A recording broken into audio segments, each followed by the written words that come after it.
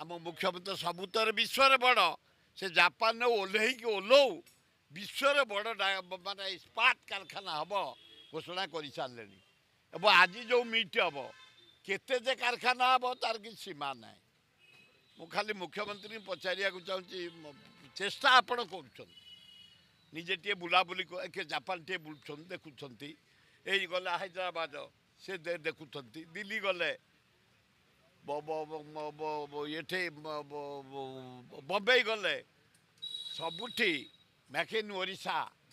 1100 कोटी टका खर्च कर 11टा कमर्शियल